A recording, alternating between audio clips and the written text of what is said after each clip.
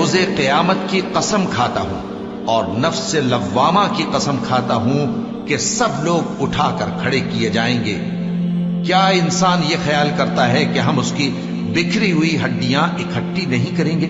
ضرور کریں گے، اور ہم اس بات پر قادر ہیں کہ اس کی پور پور درست کر دیں۔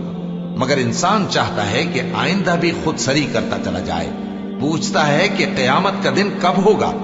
سو جب آنکھیں چندھیا جائیں اور چاند گہنا جائے اور سورج اور چاند جمع کر دیے جائیں، اس دن انسان کہے گا کہ کہاں ہے بھاگنے کی جگہ؟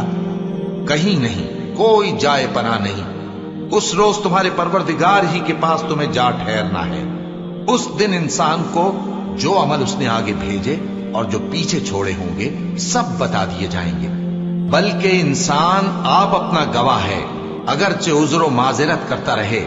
اور اے پیغمبر صلی اللہ علیہ وآلہ وسلم، وحی کے پڑھنے کے لیے اپنی زبان کو تیز تیز حرکت نہ دیا کرو کہ اس کو جلد سیکھ لو۔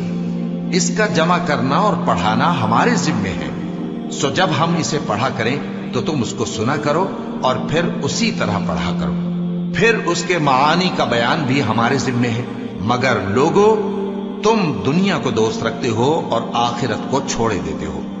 اس روز بعض چہرے رونق دار ہوں گے، اپنے پروردگار کی طرف نظر کیے ہوئے ہوں گے، اور بہت سے چہرے اس دن اداس ہوں گے، خیال کریں گے کہ ان کے ساتھ کمر توڑ معاملہ کیا جائے گا۔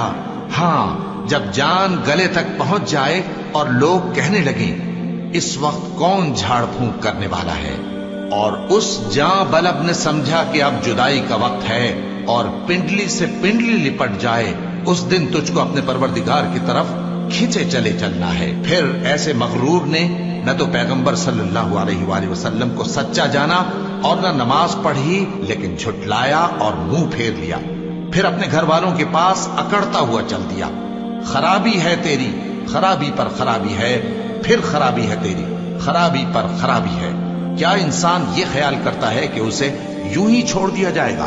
کیا وہ منی کا جو ٹپکائی جاتی ہے ایک قطرہ نہ تھا، پھر لوتھڑا ہوا، پھر اللہ نے اس کو بنایا، سو اس کے اعضاء کو درست کیا، پھر اس کی دو قسمیں بنائی، مرد اور عورت۔ کیا اس کو اس بات پر قدرت نہیں کہ مردوں کو زندہ کر دے؟